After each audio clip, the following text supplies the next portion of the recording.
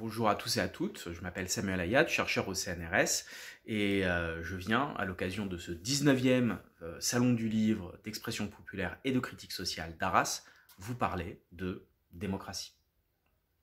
Je viens vous parler de démocratie dans un contexte qui est un peu particulier puisque nous vivons une crise sans précédent, une crise qui a révélé, à mon sens, certaines tendances antidémocratiques du gouvernement français, mais aussi du gouvernement de très nombreuses démocraties dans le monde.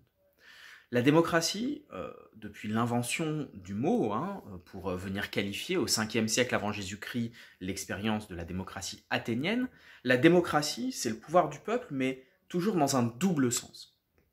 Un premier sens qu'on peut qualifier de politique. La démocratie, c'est le pouvoir de l'ensemble des citoyens et des citoyennes.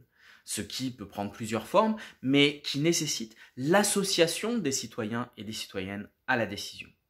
Or, ce qui se passe depuis le début de cette crise, en France et dans d'autres pays, c'est que les décisions qui sont prises, et notamment le confinement, ses formes, son calendrier, ont été faites sans véritable débat public, et en particulier sans aucune forme de participation citoyenne, ou de participation même des représentants des citoyens et des citoyennes à la prise de décision. À toutes les étapes, le gouvernement a agi seul, en s'appuyant sur des experts, et en présentant ces décisions comme les seules possibles. Mais dire que ces décisions sont les seules possibles, c'est éliminer tout espace pour le peuple dans la prise de décision et donc éliminer tout espace démocratique. Et puis la démocratie, ça a un autre sens, un deuxième sens, qu'on peut qualifier de sens social. C'est le pouvoir du peuple, mais le peuple au sens de l'ensemble des travailleurs et des travailleuses, au sens des plus pauvres.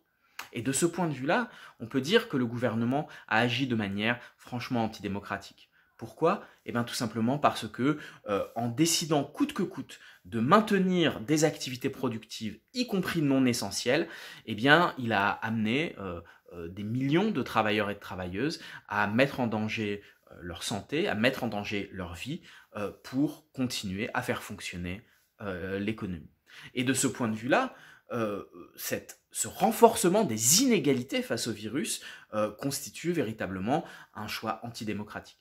Donc, face à ces deux tendances opposées à la démocratie, que l'on observe dans le gouvernement français, mais aussi dans beaucoup de gouvernements dans le monde, eh bien, il faut opposer une autre forme démocratique, une démocratie fondée sur des mobilisations populaires, des mobilisations de l'ensemble des citoyens et des citoyennes, et en particulier de ceux et celles qui appartiennent aux groupes les plus dominés.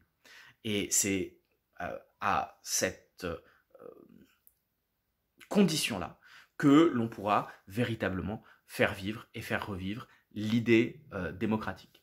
Je vous souhaite un bon festival, un bon confinement, un bon déconfinement et à bientôt. Au revoir.